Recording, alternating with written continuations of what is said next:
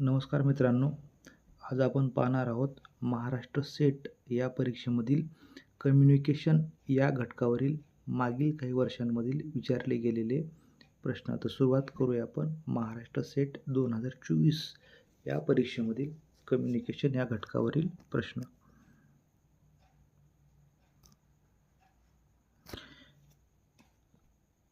खालीलपैकी कोणत्या प्रकारच्या संदेशाचा स्वीकारकाकडून गैरअर्थ काढण्याची व अभिप्रेत असलेला अन्वयार्थ काढण्याची शक्यता कमी असते? तर या प्रश्नाचं आयोगाकडून कोणतंच उत्तर दिले नसल्यामुळे हा प्रश्न कॅन्सल करण्यात आलेला आहे. आपण पुढील प्रश्न पाहू.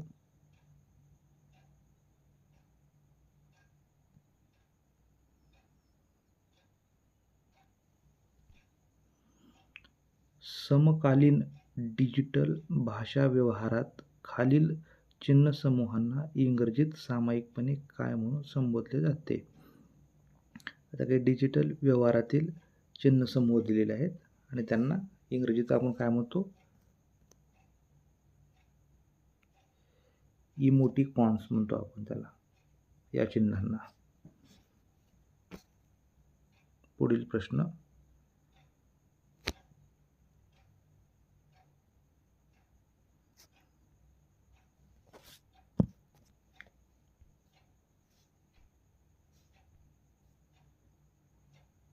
निशब्द संज्ञापनाच्या संदर्भात खालीलपैकी कोणते विधान चूक ठरते? ह्याच्यात विचारले की त्याने कोणते विधान चूक ठरते सांगितलेलं आहे की निशब्द संज्ञापनाच्या संदर्भात. Non verbal communication. पहिला प्रश्न ऑप्शन आहे मौन हे संज्ञापनाचे साधन आहे. पर्याय क्रमांक बी, निशब्द संज्ञापनातील सुगावे आणि संदेश नियंत्रणासाठी सोपे असतात. पर्याय क्रमांक सी, निशब्द संज्ञापन हे संस्कृती सापेक्ष आणि संस्कृती संवेदनशील असते.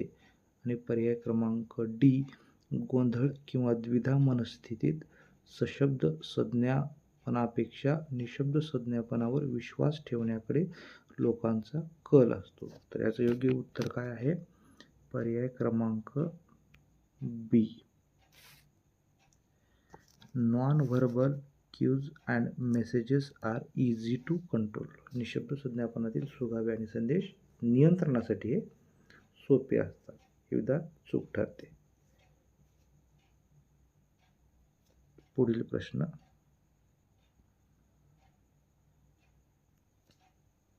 प्रसार भारती हे काय आहे? What is Prasar Bharati? प्रसार भारती काय आहे? ही भारतातील शासकीय मालकीची सार्वजनिक प्रसारण सेवा आहे. It is India's state on public broadcaster. पुढील प्रश्न.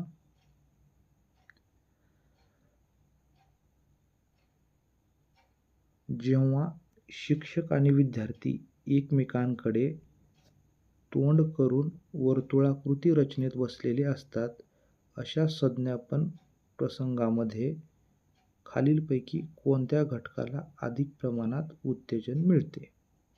पर्याय क्रमांक ए, शिकविण्याच्या आशयाचे प्रभावीपण. पर्याय क्रमांक बी, प्रत्येक विद्यार्थ्यावर नियंत्रण ठेवण्याची शिक्षकांची क्षमता. पर्याय क्रमांक सी, विद्यार्थ्यांमधील शिस्त. आणि पर्याय क्रमांक डी, विद्यार्थ्यांमधील आंतरसंवादाची पातळी. तर मित्रांनो, जेव्हा शिक्षक आणि विद्यार्थी एकमेकाकडे तोंड करून वर्तुळाकृती रचनेत बसलेले असतात, अशा वेळी विद्यार्थ्यांमधील आंतरसंवादाची पातळी याला उत्तेजन मिळते.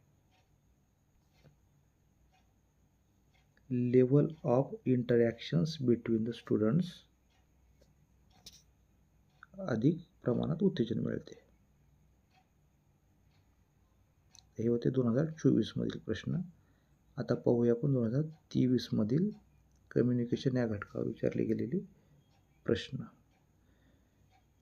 कोणत्याही आस्थापनामध्ये माहितीचे सामायिकरण सर्व सदस्यांमध्ये केले जाते तेव्हा ते संप्रेषण टिंबटिंब प्रकारचे असते. तर ते कोणत्या प्रकारचे असते संप्रेषण? हे इंटरनल असते, की माहितीचे सामायिकीकरण सर्व सदस्यांमध्ये जेव्हा केले जाते तेव्हा ते संप्रेषण अंतर्गत स्वरूपाचे असते, अंतर्गत प्रकारचे असते. पुढील प्रश्न,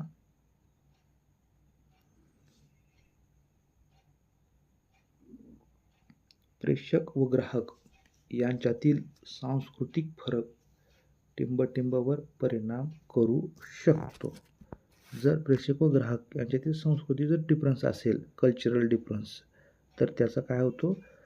संप्रेषणाची परिणामकारकतेवर परिणाम करू शकतो, म्हणजे इफेक्टिव्हनेस ऑफ कम्युनिकेशन. हे जर सांस्कृतिक फरक असेल तर संप्रेषणाची परिणामकारकता कमी ठरू शकते. पुढील प्रश्न, टिंबटिंबच्या मते संप्रेषण म्हणजे दोन व्यक्तींमधील आकलनक्षम माहितीची देवाणघेवाण होय. हे कोणाच्या मते? जी ब्राउन यांच्या मते. According to G Brown, communication means a transfer of understandable information between two persons. पुढील प्रश्न, प्रभावी संप्रेषण हे डॅश या समीकरणे दाखवता येते. प्रभावी समीकरण हे ms - mr = 0 या समीकरणाने दाखवता येते. पुढील प्रश्न,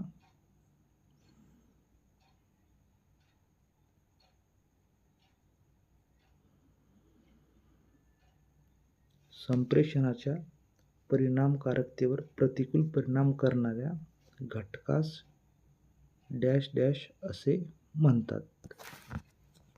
the element which badly affect the effectiveness of communication is called as noise. गोंधळ. ही संप्रेषणाच्या परिणामकारकतेवर प्रतिकूल परिणाम करणाऱ्या घटकास आपण गोंधळ असे म्हणतो. आता हे होते 2023 मधील प्रश्न. आता पाहूया आपण महाराष्ट्र सेट 2021 कम्युनिकेशन या घटकावरील प्रश्न. निकोमच्या मते संप्रेषण चक्रामध्ये डॅश डॅश हा फार महत्त्वाचा घटक नसतो. According to Newcomb, that is not so much important in communication cycle, की त्याच्यामध्ये की कम्युनिकेशनमध्ये कोणता घटक महत्त्वाचा नसतो? तर माध्यम, मीडिया. न्यूकॉमला असे वाटते की माध्यम हा घटक संप्रेषण चक्रामध्ये फारसा महत्त्वाचा नसतो. पुढील प्रश्न पाहूया आपण.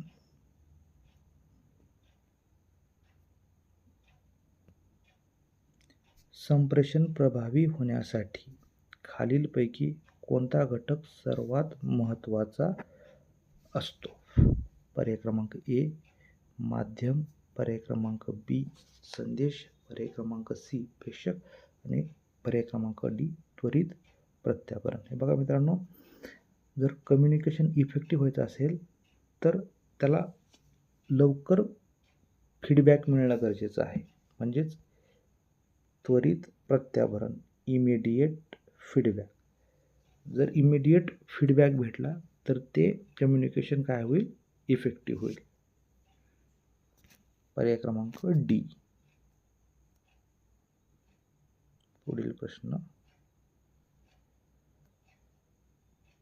कारखान्यातील पर्यवेक्षकाने कामगारांना आज्ञा केली व ती कामगारांनी पाळली हे संप्रेषण टिंबटिंब प्रकारचे आहे. की एखाद्या कारखान्यातील पर्यवेक्षकाने कारखान्याला आज्ञा केली आणि ते कामगारांनी पाळली तर या संप्रेषणाला आपण अनुलंब म्हणजेच व्हर्टिकल कम्युनिकेशन असे म्हणतो. पर्याय क्रमांक a vertical type of communication. पुढील प्रश्न, ग्राहकाचे अनावधान हे टिंबटिंबवर परिणाम करू शकते. कशावर परिणाम करू शकते? पर्याय क्रमांक ए प्रेषक, पर्याय क्रमांक बी संदेश, पर्याय क्रमांक सी माध्यम आणि पर्याय क्रमांक डी संप्रेषणाचे परिणामकारक. कशावर करू शकते हे? Effectiveness of communication. जर ग्राहक अनावधान असेल तर संप्रेषणाची परिणामकारक ठरू शकते.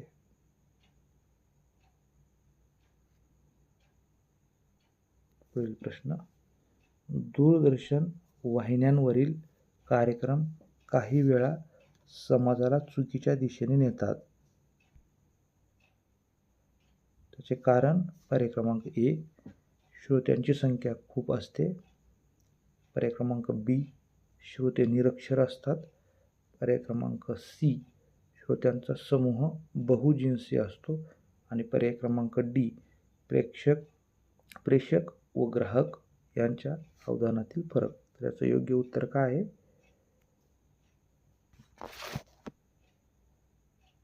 Difference in sender and receivers perception, की या दोघांच्या परसेप्शनमधील जर फरक असेल तर काही वेळा हे कार्यक्रम चुकीच्या दिशेने नेतात. पुढील आता पाहूया आपण 2020 मधील प्रश्न.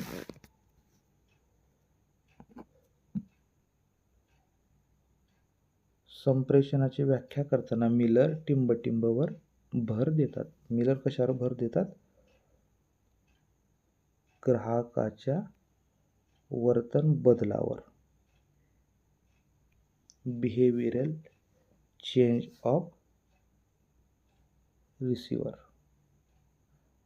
पुढील प्रश्न.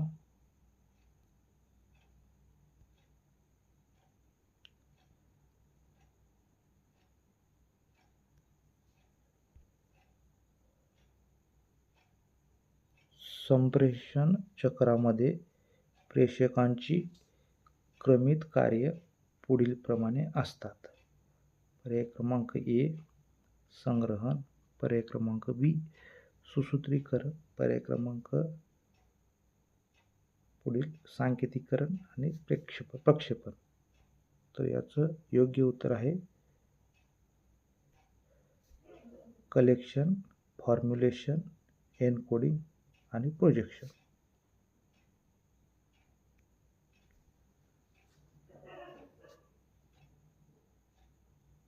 पुढील प्रश्न. संप्रेषण चक्राचे प्रेषक, संदेश, ग्राहक व टिंबटिंब हे घटक आहेत. The component of communication cycle are sender, message, receiver आणि माध्यम. हे त्याचे कम्युनिकेशनचे कंपोनंट आहेत.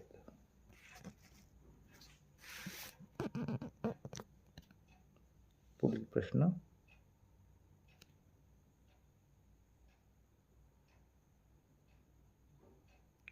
पुढीलपैकी कोणते संप्रेषण हे सहभागी सदस्यांच्या संख्येवर आधारित असते?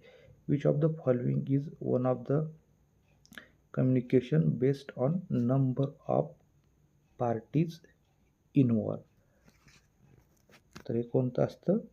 Horizontal communication. किंवा हॉरिझॉन्टल कम्युनिकेशनमध्ये सहभागी सदस्यांच्या संख्येवर ठरलेले असते. पुढील प्रश्न. बहुसंख्य श्रोते, बहुजिन्सी श्रोते, विस्तारित श्रोते व डॅश डॅश ही समूह माध्यमाची वैशिष्ट्ये होत. पर्याय क्रमांक ए निरक्षर श्रोते, पर्याय क्रमांक बी गोंधळाचा अडथळा, पर्याय क्रमांक सी प्रत्यक्ष प्रत्याभरणाचा अभाव आणि पर्याय क्रमांक डी प्रभावी माध्यम. तर याचं योग्य उत्तर आहे पर्याय क्रमांक C, absence of direct feedback. The characteristics of mass media communication are large number of audience, heterogeneous audience, scattered audience, and absence of direct feedback. ही समूह माध्यमाची वैशिष्ट्ये होत. आता पाहूया 2019 मधील सेट परीक्षेतील कम्युनिकेशन घटकावरील प्रश्न.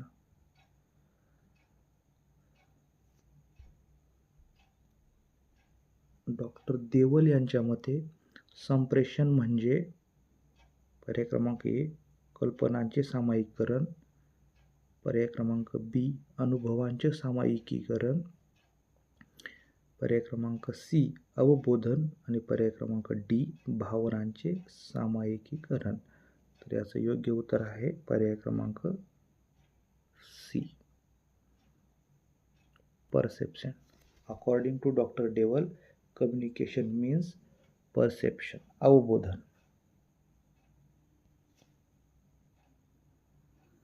पुढील प्रश्न.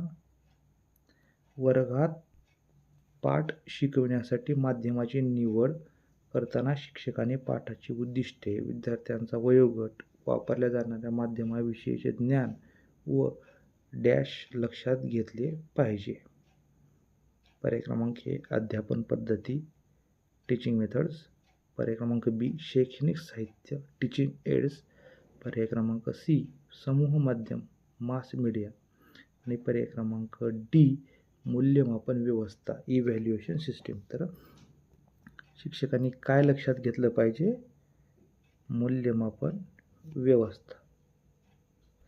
वर्गात पाठ शिकवण्यासाठी माध्यमाची निवड करताना शिक्षकाने पाठाची उद्दिष्टे, विद्यार्थ्यांचा वयोगट, वापरल्या जाणाऱ्या माध्यमाविषयीचे ज्ञान व मूल्यमापन व्यवस्था लक्षात घेतले पाहिजे.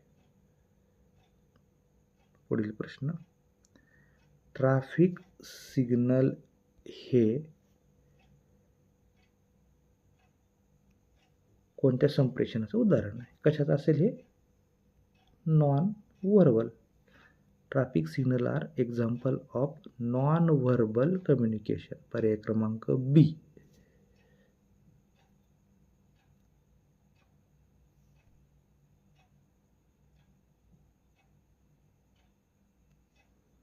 पुढील प्रश्न पाहू. एखाद्या मॉलमध्ये गिराईक येतात, ते आपल्या सामायिक हिताच्या बाबींची एकमेकांमध्ये देवाणघेवाण करतात व त्या समूहाच्या कृती स्थिरपणे वृद्धिंगत होत जातात. हे टिंबटिंब समूहाचे उदाहरण होय. हे कोणत्या समूहाचं उदाहरण असेल? मुक्त समूहाचं उदाहरण असेल. Open group.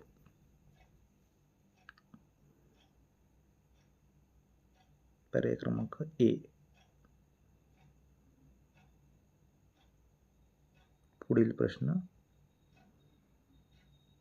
काही वेळा समूह माध्यमे समाजाला चुकीच्या मार्गाला लावतात कारण येथे ग्राहक कसे असतात? हेट्रोजिनस बहुजिन्सी. समूह माध्यमे समाजाला चुकीच्या मार्गाला लावतात कारण येथे ग्राहक हे बहुजिन्सी असतात. तर मित्रो, हे आपण पाहिले 2019 ते 2024 या वर्षातील कम्युनिकेशन या घटकावरील विचारले गेलेले प्रश्न. पुढील लेक्चरमध्ये आपण हायर एज्युकेशन सिस्टीम विषयी माहिती घेऊया. धन्यवाद.